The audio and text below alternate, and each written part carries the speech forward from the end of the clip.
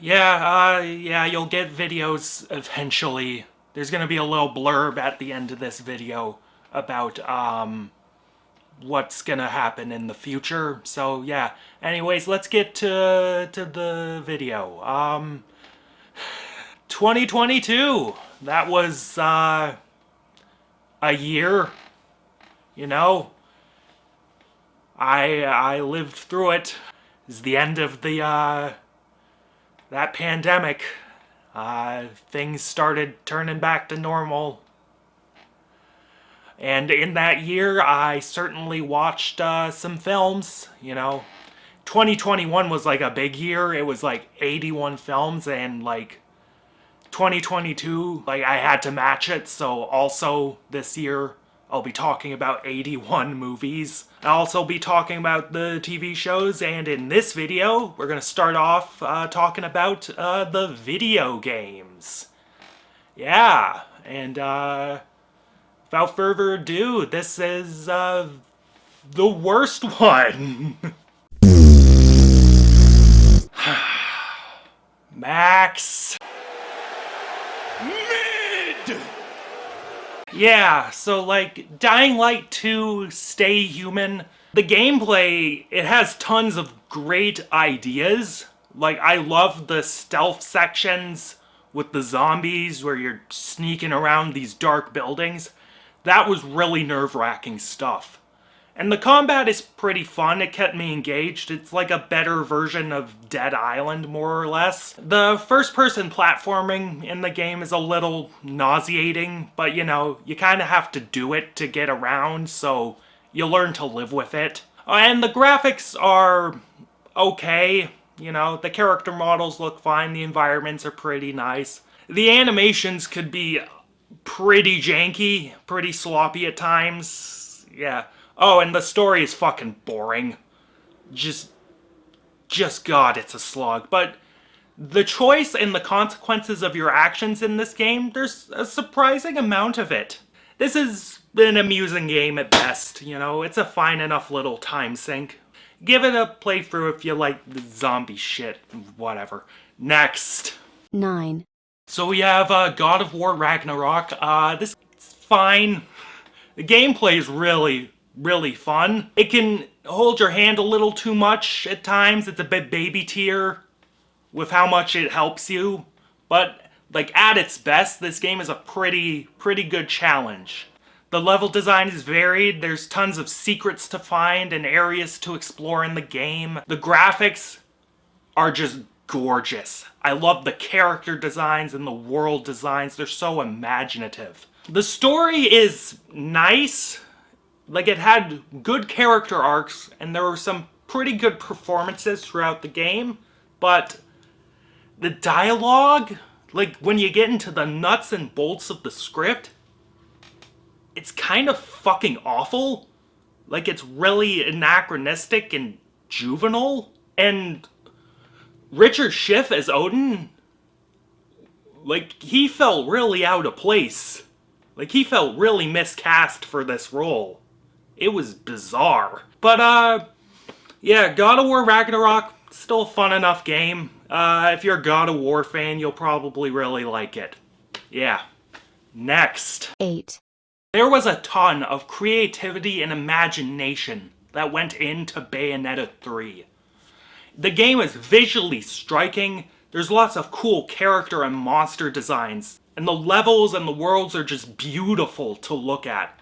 The music in the game, fucking phenomenal. There's a pop punk song that isn't really good, but the other, like, 95% of the music in this game, fucking bangin'. The gameplay has so many fun genre blending elements. It combines so many disparate ideas into this fun little mishmash. The core combat is fairly fun. It's not super original, but, combined with all these other, like, genres they're pulling off, it's interesting. The script, I felt, had elements I liked, but it's generally stupid, and it has a bad habit of insisting upon itself.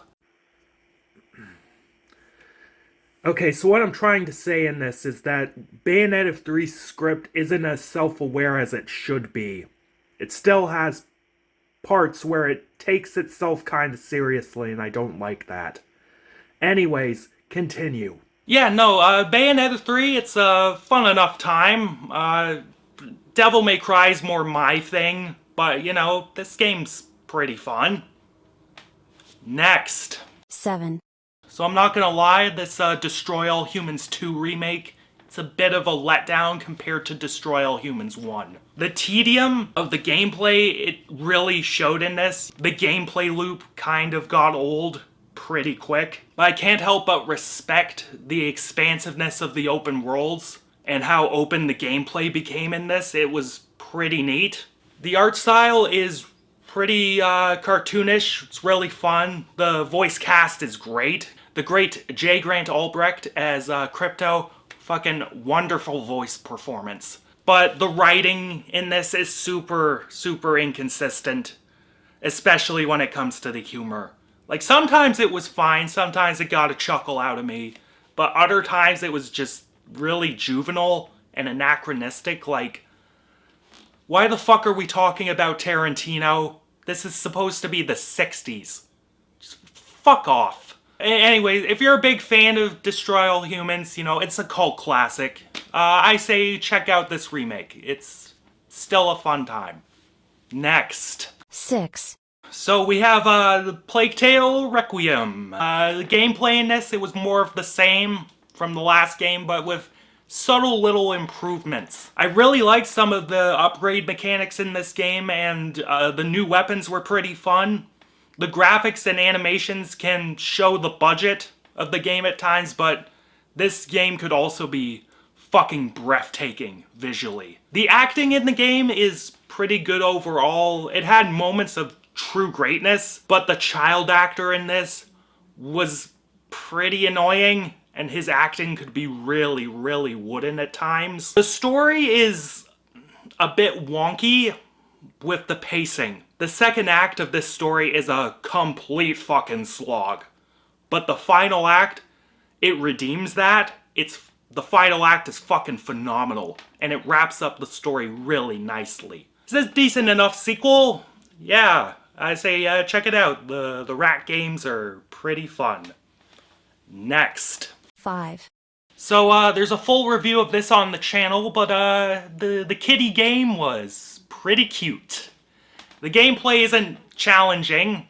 It's easy. It's short. But the environments provide you with secrets to find, so it has some replay value. The true strengths of the game, though, lie in storytelling and art direction. The world of this game is fascinating and well designed. The score in this game is fucking gorgeous. The fucking IDM beats that play in the background are fucking wild. It's a creative, fun little kiddie game. Check it out. It's cute. Next. 4. So, around the time when I was drafting this list, I was playing a little more Fall Guys. The game went free to play between the last time I talked about it and when I wrote this list. So, there were multiple updates, multiple expansions to the game. And the new game modes they added could be very fun. Some of them weren't as fun. The design of the maps could be really neat. Other times it was a bit of an eyesore. But, Fall Guys is still fun to pick up and play, though. It's, especially with friends, it's a good time. I say, check it out. Next. 3. So, this game, Neon White, this is a really, really creative platformer game. It blends platforming with FPS elements. You're fucking shooting at platforms to launch you in the air. It's really fast-paced gameplay. There's tons of replayability to it. You know, you have to get fucking medals to unlock certain things. You have to get all the medals to get, like, the true ending. There's lots to do. The score, it's just fucking bangers upon bangers upon bangers. Fucking breakbeats galore. It really fits the game. The graphics, the art style, it's really imaginative and unique.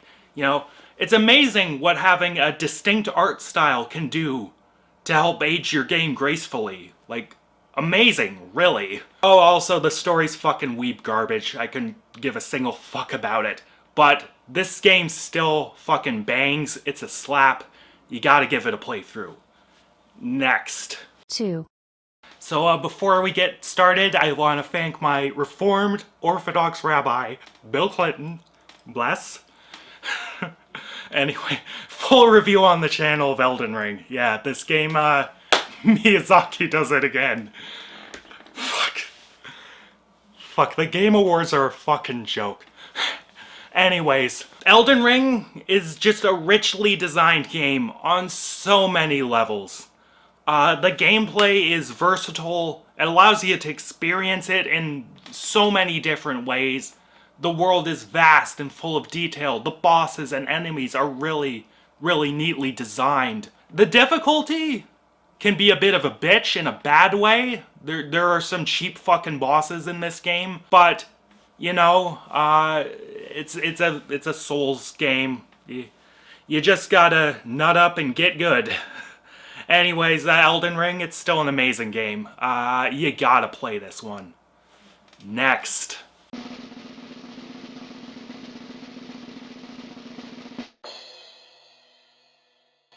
Yeah. It really couldn't be anything else. Fucking not for broadcast. This is a masterpiece of a game.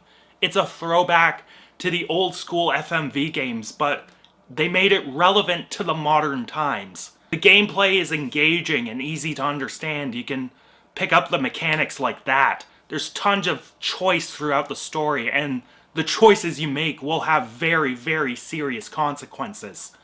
The amount of footage shot for this game and the compiling of it is really amazing. The acting, the production design, the filmmaking, this is an FMV game after all, it's all wonderful for this sort of project.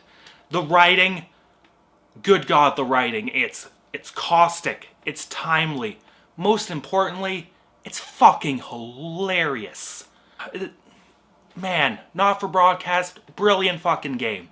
You have to experience this one for yourself. You cannot miss it. Easily the best game of 2022. Yeah, that was the video game list. Time to talk about the TV shows now.